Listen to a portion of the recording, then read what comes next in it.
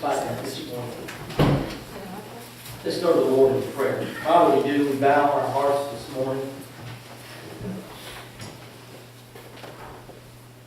Lord, I pray, Lord, just on behalf of every soul that has stepped foot, Lord, into this place. Lord, that you begin to just work in each one of our lives. Lord, that this morning we would set aside all else. And Lord, this morning all focus would be directly on you. Lord, we wouldn't worry about, we wouldn't think about anything else but you this morning. Lord, on our mind, all we're thinking about is the great things that you have done in our life. The things, Lord, that we look forward to doing in our life. Direct each one of us this morning to open our hearts, to open our ears to what you would have to tell us this morning.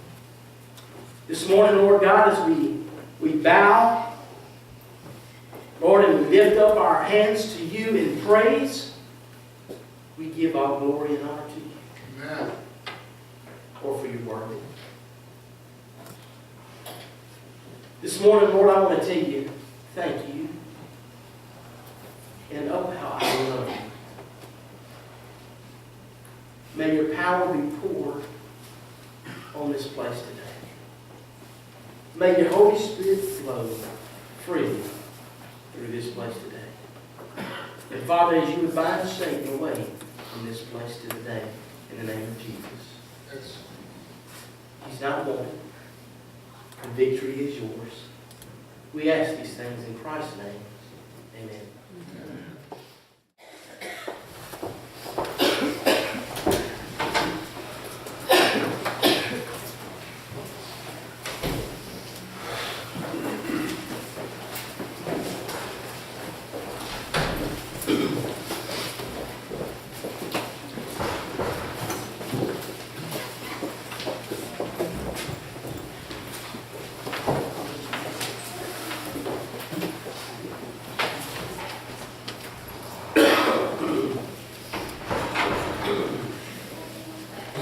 Frog's still there. Go away, frog. I want to share something with you this morning. The Lord put on my heart, but really it's more of what the Lord showed me this past week. For some reason, I got a series that I want to start that I've been having for a while. I've been putting together. The Lord just won't let me give it to you just quite yet. But I guess it was last week sometime I had someone go sit in my office and they just was sharing a few things that was on their heart and just what the Lord was kind of showing them, and just through some dreams and some visions and just some different things the Lord has just shown them. Yes, please. I apologize. But I shared with them because they were sharing this with me, and the whole time I was like, man, kind of experienced that before, and I shared that I shared this with them is that of course, if you study into the Old Testament, it just teaches you of those men that had dreams and visions, and those that could interpret those visions and those dreams. And of course, if you know anything about the life of Daniel, you'll know that he was one that could definitely do that. But I thought to myself, for the past several months, some of you don't think I might be crazy. For the past several months, every time I would go look at the time, just I would be here in the office and I would glance over to see what time it is. Or I'd be in my truck driving. I'd glance over to see what time it is. Or I'd be at the house at night. I'd glance over to see what time it is. It would never fail that it always would be 9/11. Now, if any of y'all know back when all that happened with 9/11, everybody would say, whenever it would be the time 9/11, pray for those that were impacted from 9/11. Well, I thought to myself, well, maybe that's what it is. Maybe, this coincidence, it's always 9/11. And maybe I just need to pray for those that were impacted for 9/11. And for the past several months, every time I glanced at the time, I kid y'all not, guess what time it was? 9/11. I'm like, Lord, I don't know what it is. So I thought, let me get spiritual. Well, maybe there's a chapter 9, verse 11, somewhere in the Bible that God's just trying to show us. So I was like, do you know how many chapter 9 and 11 there is? 66. Not 66. Actually, there's some Bible, some books that don't have that many chapters. But I'm like, Lord, what are you trying to show me? So I kind of this was last week. So I kind of just threw that off for a moment. Man, Monday rolled around. Guess what time I just happened to look at the clock? It was 9/11. I'm like, Lord, I don't know what this is. It's getting a little creepy here. Lord, what are you trying to show me? And I'm telling you, I pray, Lord, whatever this is, I'm praying for, Lord, everybody impacted tonight, that, Lord God, please still be with their families. And I kid you not, I was in town, I was at a place, and I was on the phone. And I was talking with somebody about something, trying to help them out, and I was pacing. I can't ever stand still, I don't know why. Still trying to figure that part out, but I just was all over the place. I was up and down this hallway just on the phone. I know everybody that was there probably heard what I was talking about. And I just happened to brace myself and stop for a moment against the wall. And I just was talking. And I just was sharing a few things, and I just happened to look up like this, just looked up. Somebody's like, Pastor, you crazy here. And I kid you not, there was a picture on the wall. Literally a picture, like I wasn't just seeing things. There was a picture on the wall. And on that picture, guess what was on there? 9/11. And it was actually 911. And there was scripture that read right underneath it. And then there was a whole story to go behind it. I said, whoop. What's that guy? Here's your sign. Turn with me to Psalms chapter 91. Let's look at verse 1 this morning. And entitled this message, Who Are You Going to Call? Or like I was saying, who are you going to call? I knew I was going to get that this morning. I thought to myself, if I say that, somebody's going to say Ghostbusters right behind me. Who are you going to call? But if you're going to get proper, who are you going to call?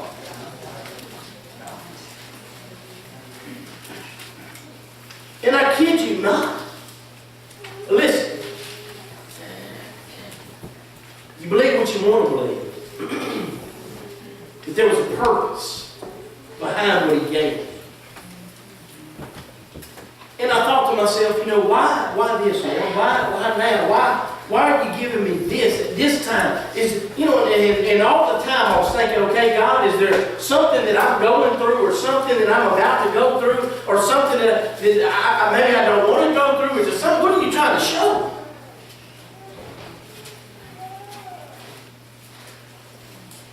And the question arose, who are you going to call?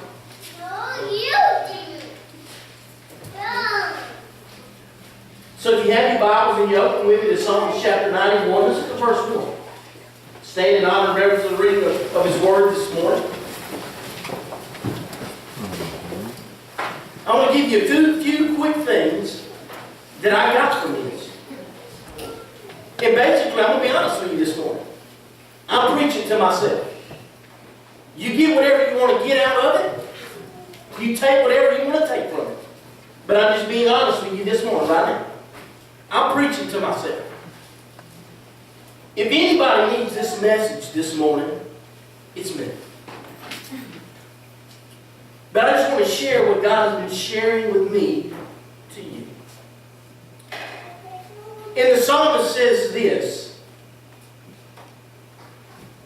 He said, he who dwells in the secret place or in a sheltered place of the Most High shall abide under the shadow of the Almighty. I said, whoo, Lord Jesus, that's what I need. I need to know where I dwell. Let's pray. Father God, we do. This morning, I just want you to speak to me. Lord, in a way that you've never spoken to me before. That I can receive what you've been had full for my life. For it's in your name. Amen. Maybe see.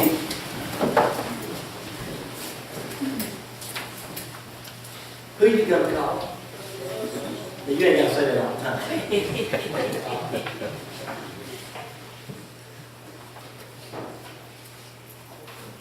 Whoever dwells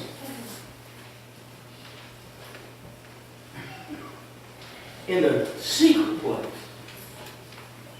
of the Most High shall abide under the shadow of the Almighty. Now listen, I know that a dwelling is like a house or a building or some sort of covering. But the question is, where does your mind or your soul find rest? Listen, we must be careful on what we dwell on. Dwelling on something is how we worry, amen? Or how we meditate. Listen, we all know how to worry. Amen? Let's get honest this morning. We all here that are here today, we all know how to worry, and we've probably been worrying for days or months or years about different things. But listen, worrying is just to keep thinking about something over and over again, and then you start thinking about it, that what could happen during that time. But listen, meditating is the same thing, except you are thinking about godly things and how God can have victory in your life. There's a difference between worrying and meditating. How do you dwell in the shelter or the secret place of the Most High? Listen, let me tell you how you dwell. Through prayer, through studying, meditating on His Word, fellowshipping with other believers in Jesus Christ. Listen to me. What you put in your mind is usually what you dwell on. Amen? Just think about that a minute. What you put in your mind is usually what you dwell on. Just think about it like this. You know, whenever you're going around and you hear somebody sing a song and you hear a tune, it etches itself right there in your mind. And guess what you find yourself doing all day? Singing that song. It'll be a song that you don't even like. My wife, I do it to my wife all the time. I'll sing a little tune to something. God, why you put that in my mind? You know, I thought about it. You know, we're Kai when you're Kai's in the nursery. But Kai, Wednesday night, I taught everybody a song. I taught them the first part of the song. And it went like this. It says, life without Jesus is like a donut, like a donut, like a donut. Life without Jesus is like a donut, because there's a hole in the middle of your heart. That's just the first part of the song. Next week, I'm going to sing the other. But Kai goes home and he says, Mom, the preacher's taught us a new song. And boy, did he ever mess that song. But I engraved something in his mind, see? And he dwelled on it. And he thought about it. And he kept singing it over and over and over again. And I thought to myself, wow. Just a small, simple kid's song. would impact a little man. But see, it's what we put here, it's what we think about, it's what we imagine, it's what we dwell on. See, David said this, he said this. Whoever dwells in that sheltered place of the Most High.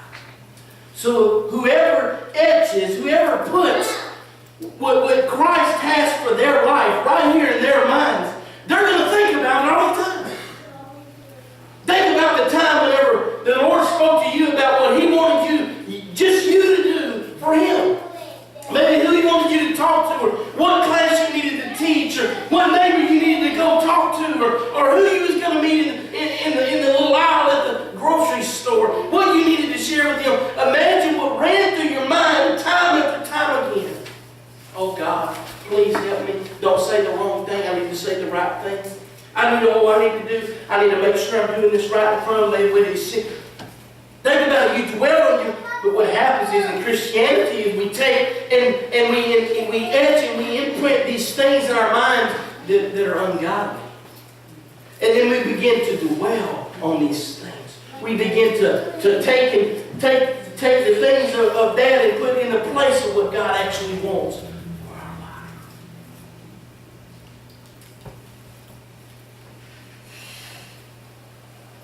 The question is this.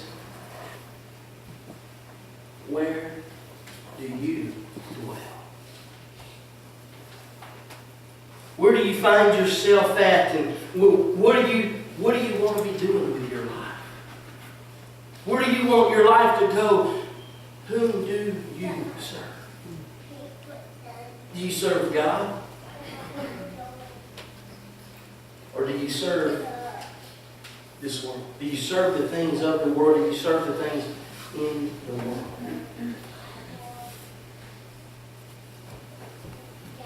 And I thought to myself, as that picture stood on that wall,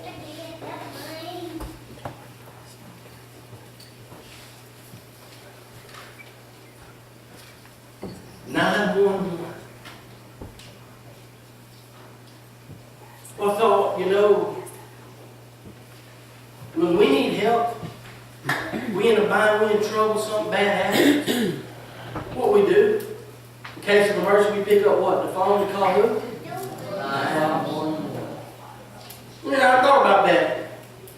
You ever watched a show or a series or something on TV and you, or even 911, you dial 911 and the operator picks up the phone and, what's your emergency?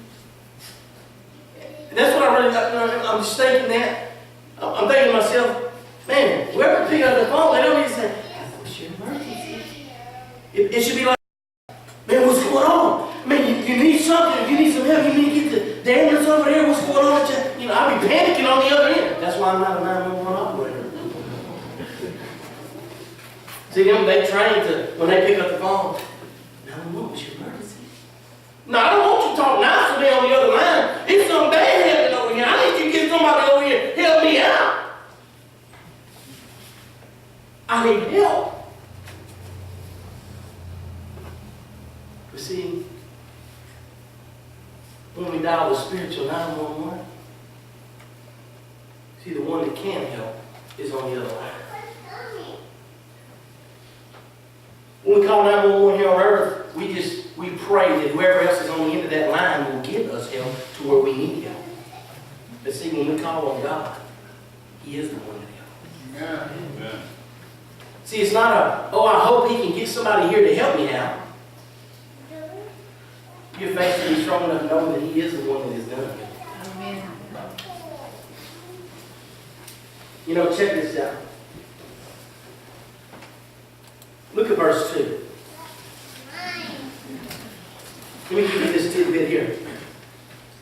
He says this, I will say of the Lord, He is my refuge and my fortress. My God, in Him I will trust. Call 911. What's my emergency? Oh, God, I can't do it. I can't make it. I'm down. Everything's hit. I have all this. I can't pay my bill. I can't make it. I don't know what to do. I just can't do it.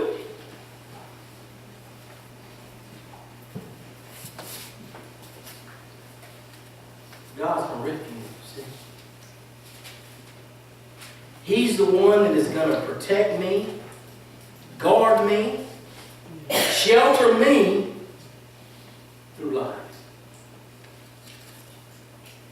I don't have to make it on my own. How many of you here make it on your own? Raise your hand. You got anybody want to go ahead and testify to that? Anybody make it through life on their own? They got this. They got it all under control. They know what life. They got life by the rein. They can make it. Anybody? I know that God is my refuge. See, whenever I have things that war against me, I just get behind Him. See? He guards me from all those things in life.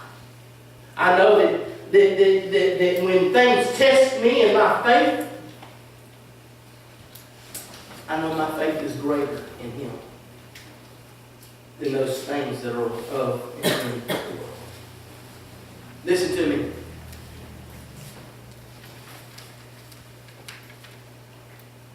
Not only is He our refuge, but He's our fortress. It's like this. Me in life. You think back into the days where palaces and places were built. They would take, and when they would build that, they would take and build that wall around where they were. So that when enemies would try to come, see, there was that wall that they built around them that wouldn't allow anybody that was an enemy to be able to get past that wall.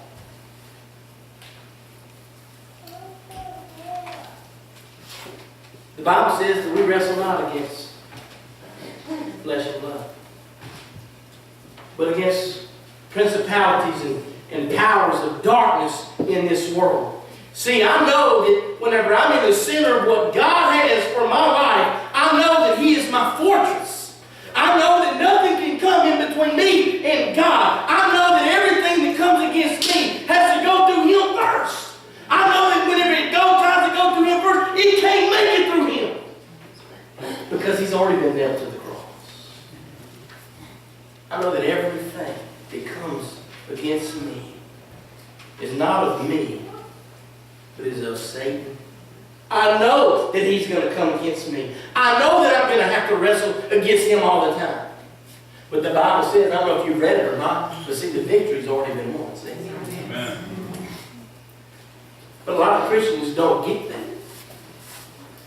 They live in defeat because they've given in. They've let their guard down. Why? Because they stepped out of the center of what God has for their life. They stepped out of the center of what God has created them to do. And so what happens is whenever the enemy comes against them, see, they take the full brunt of it because they're stepping out of that fortress which is Christ. See, God is not only my refuge, but He is my fortress. I know that nothing can touch me without going through Him. How strong is your faith? Where do you dwell? Listen to me. I know that whenever I need Him, all I have to do is call on Him. He don't want us just to call when we're in need. He wants us to call all the time. See, I had this friend one time that, man, they'd call me all the time. Oh my goodness, call me all the time. Hey, what you doing? I'll do the same thing you just called me 20 minutes ago. Show up at my house, that church. He'd be sitting on my couch whenever we got home from church. I want to know, hey, what you doing? I mean, call me all the time.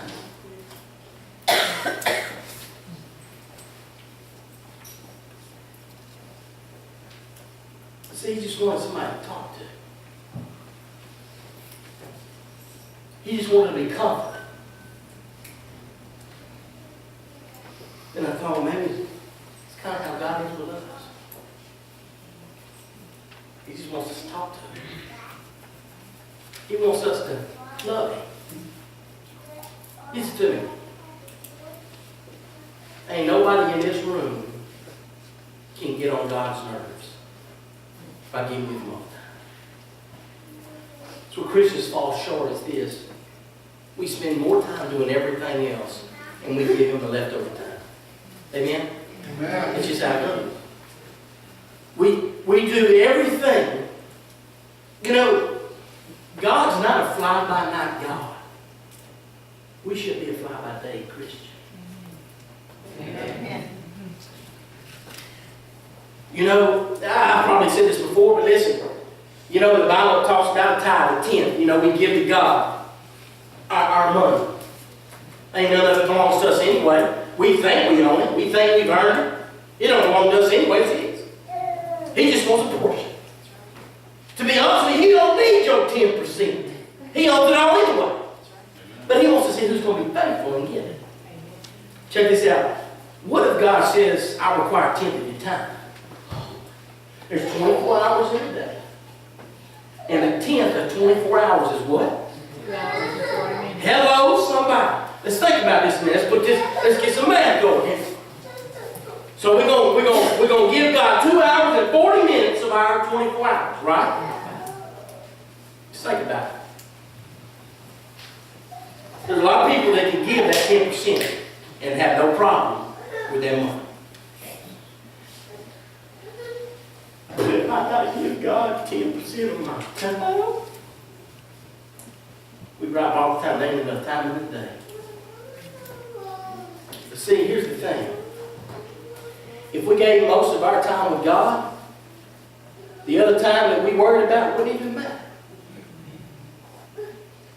See, listen to me. I know that I can call on God any time that I need Him. But vice versa, my prayer is that God can call on me. Are you listening to me this morning? My prayer is that God can call on me anytime He needs me. Amen. See, you ever thought of it like that? Oh, I pray I can call on God. I can call on God anytime I need God. You ever prayed, God, I pray you can call on me anytime you need me.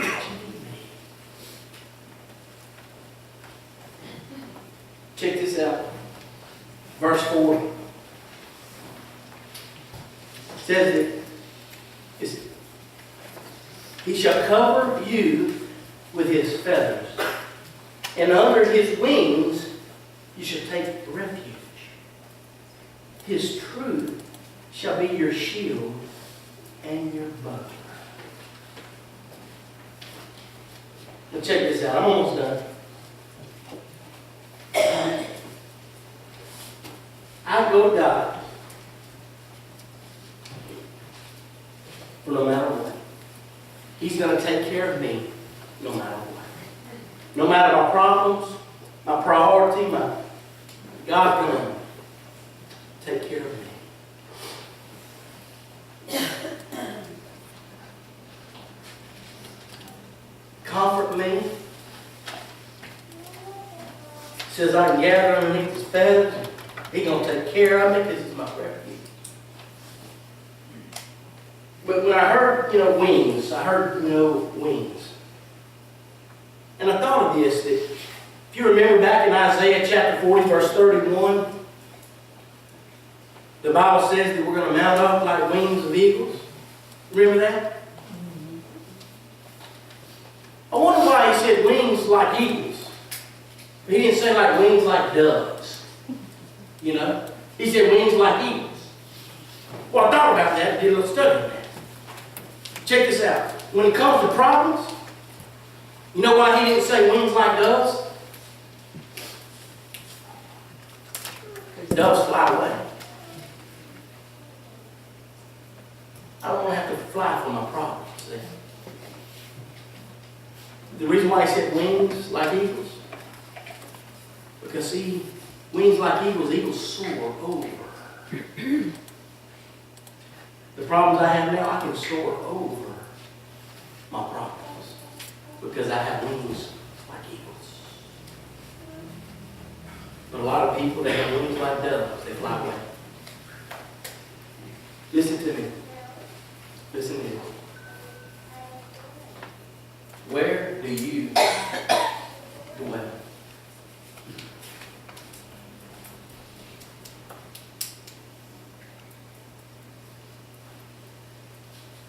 What do you put in your mind and dwell on? Where do you find comfort and rest and peace in your life? The Bible says that if you put your life in His hands, that He will give you a peace that surpasses all understanding.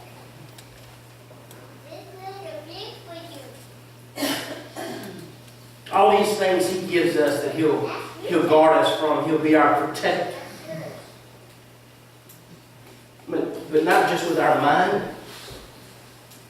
Not just guarding our mind and our thoughts and where we dwell. He says even like that last word, verse 4, a buckler. Let me tell you what a buckler is. You ready for this?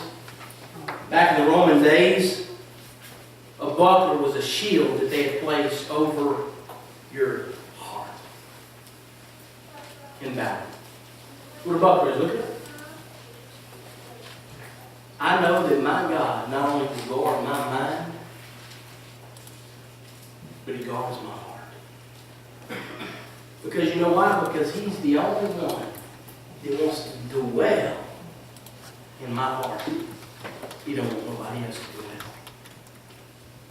So He'll become that buckler, that shield that guards our heart.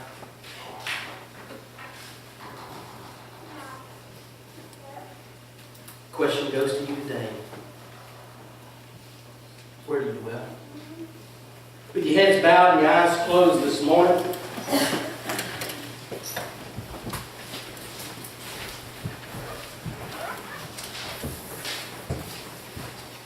Christians, listen to me this morning. Where do you dwell?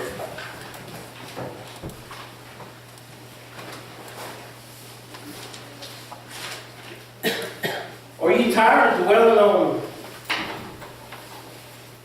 things that are hurtful, deceitful, harmful? Listen, are you ready to start dwelling? Placing in your mind what God wants in your life. I wonder when Christians are going to get tired of living the same old same each and every day, year, month. I wonder when Christians are going to get the fact that their purpose is more than what they're living now.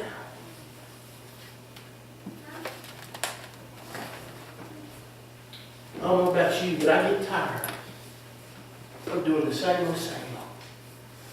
Just getting by with the same old stuff. Thinking that if I only do this, then I'll make it.